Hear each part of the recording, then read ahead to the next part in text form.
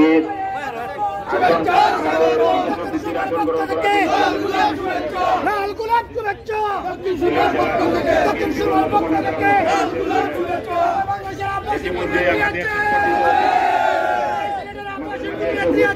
এই চণ্ডীপুলে আপনি দেখেছেন 2006 সালে যখন লগিবইটা আন্দোলন হয় আমরাই এই চণ্ডীপুল থেকে ফ্যাসিস্টদেরকে সরিয়ে দিয়েছিলাম। কিন্তু সেই মঈনুদ্দিন ফখরুদ্দিনরা আবার ফ্যাসিস্টকে বাংলাদেশের মাটিতে বসিয়েছিল। আমরা যে যার অবস্থান থেকে আমরা আন্দোলন করেছি, আমরা বিদেশের মাটিতে আন্দোলন করেছি, আর এখন এই ফ্যাসিস্টকে বাংলাদেশের মানুষ, এই ছাত্র জনতা অনেকেই ত্যাগের মাধ্যমে এই ফ্যাসিস্টকে বিদায় করে দিয়েছে এবং এই আমাদের আন্দোলন চলমান এবং থাকবে যতদিন পর্যন্ত বিগত ফ্যাসিস্ট সরকারের আমলে আমরা এই বাংলাদেশে যে এই ফ্যাসিস্ট সরকার যে জুলুম নির্যাতন বিগত 70টি বছর চালিয়েছে। আপনারা জানেন আমি ছাত্র রাজনীতি থেকে শহীদ রাষ্ট্রপতি জিয়াউর রহমান আদর্শে ছাত্র রাজনীতি করি এবং আপনারা জানেন যে বিএনপি যারা করে ছাত্রদল থেকে যারা উঠে আসে তাদের অনেকেই কারো না কারো মাধ্যমে উঠে আসে। সেই একটা মাধ্যম আমার পাশেই রয়েছেন জনাব নিজামুদ্দিন তরফদার। আপনারা জানেন উনি একজন শিক্ষক এবং উনি এইভাবেই আমাদের ছাত্রদলের যারাই আমরা আছি আমরা ছাত্রদল থেকে উঠে আসা অনেকই কর্মী। আর এখন আপনি যে প্রশ্ন করেন যে তারেক রহমানের নির্দেশ, দেখেন তারেক রহমান নির্দেশ কি, তারেক রহমান বাংলাদেশের জনগণের প্রতি বিগত 70টি বছর যে আহ্বান জানিয়েছেন যে আপনারা আমার হাতকে শক্তিশালী করুন, আমি আপনাদেরকে সুন্দর বাংলাদেশ উপহার দেব। আপনি দেখেছেন যে তারেক রহমান যখনই ডাক দিয়েছেন টেক ব্যাক বাংলাদেশ, আপনার সাংবাদিক হিসাবে অনেকেই মূল্যায়ন করেন, অনেকেই অনেক টকশোতে বসেন।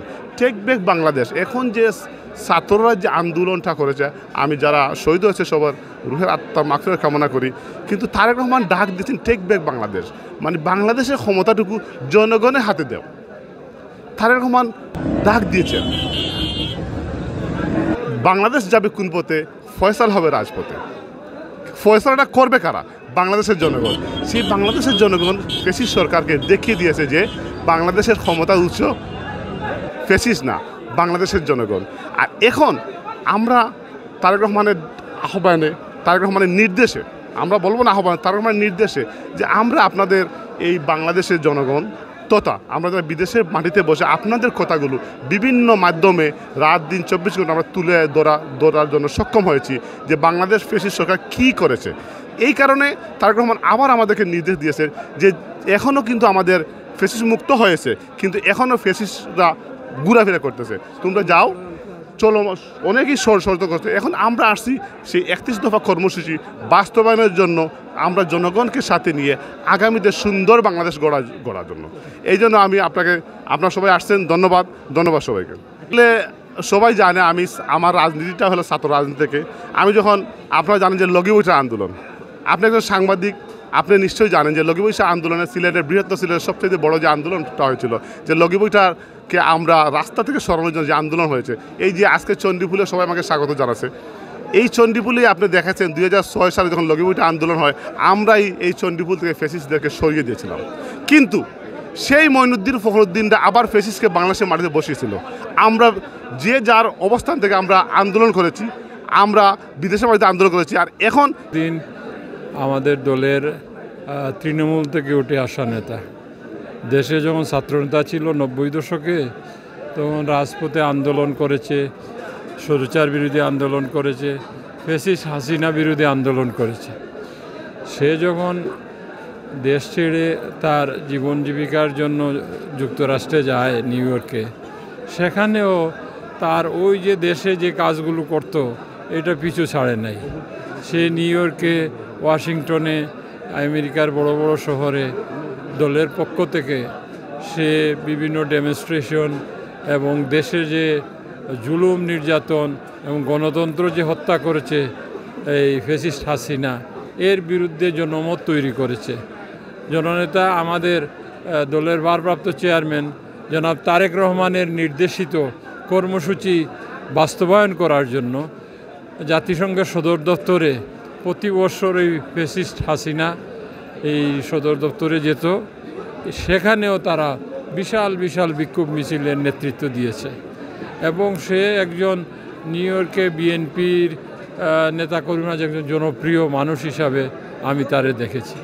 আমরাও তার দেশের অবদান, বিদেশের অবদান, সেই অবদানের কারণে আমরা আমাদের জেলা বিএনপির তাকে একজন সম্মানিত উপদেষ্টা হিসাবে আমরা রেখেছি।